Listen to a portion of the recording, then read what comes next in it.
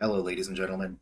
And today I have something quite special to show you guys, which is my new upcoming game that I'm currently making. So let's just get started. Let's hop right in. I'll show you what it's all about. Now where am I? What in the world is that? Uh, I'm definitely lost. That's no good. I need to find a way out. Alright, so yeah, you can read signs here. Let's see. That green thing. I wonder what happens if one jumps on it. I've heard a thing or two around here. It seems one can jump by pressing the B button, or so I'm told. Not that I would know, of course. I'm just a sign. I don't have legs. Alright, so let's just jump on that. And here's what happens when you jump on this thing right here. Like that. You get an OK. I'll explain a little bit more about that in a bit. Just a second. So yeah, oh, you did it. You jumped on the green thing. I guess that means you know what happens now. But let's say one had to jump on three of them in a row. Would something different happen?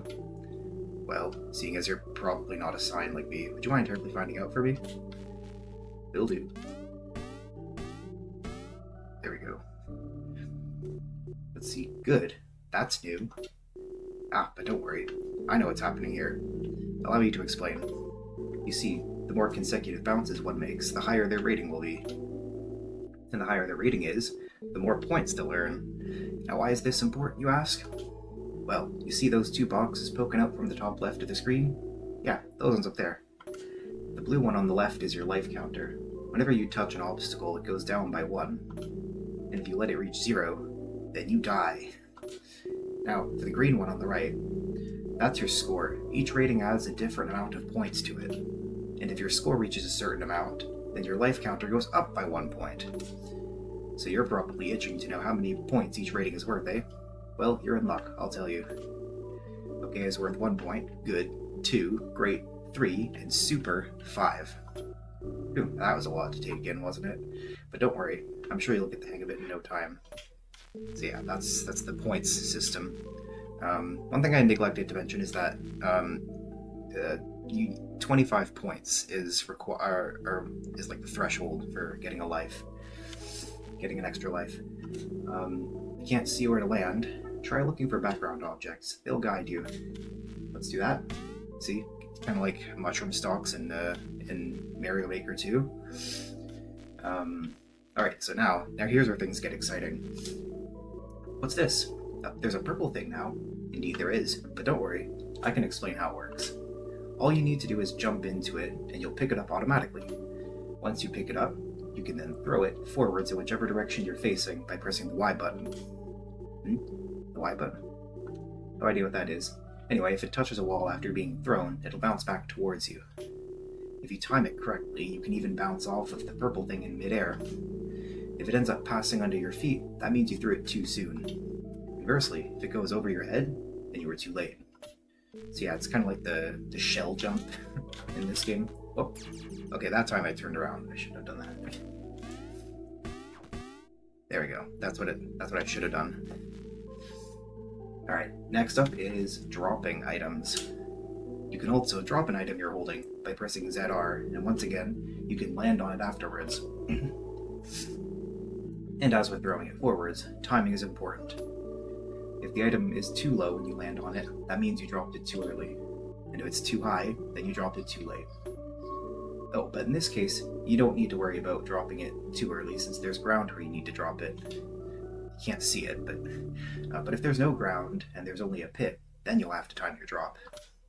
Alright, let's go ahead and try that. Boing, like that. Alright, here's the last one.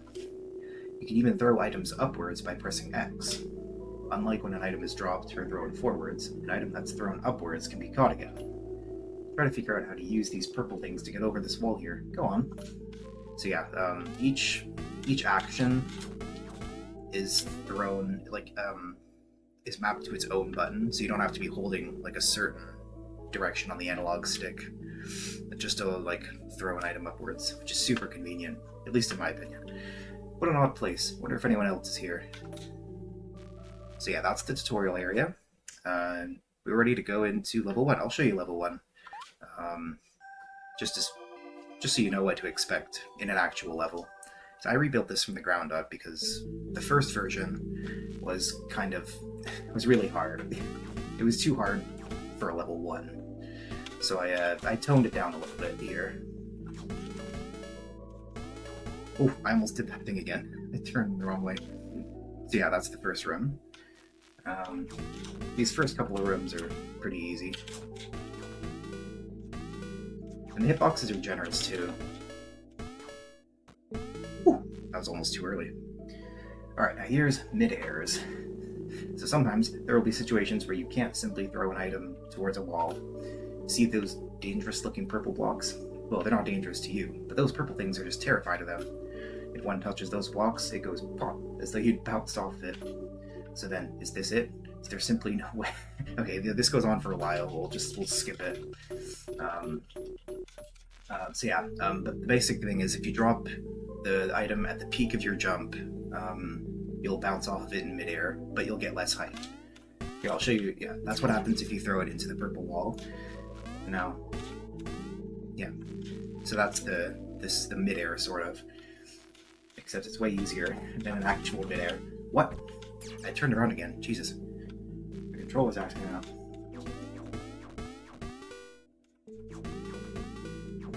It's starting to get a little bit trickier now. That part's still not too hard. It's not as hard as it looks, I promise. No, I turned around. This part was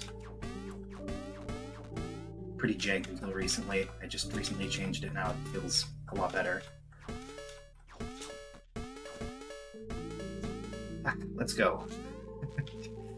So yeah, oh, one more thing I neglected to mention is that you can skip cutscenes by pressing the start button, like that.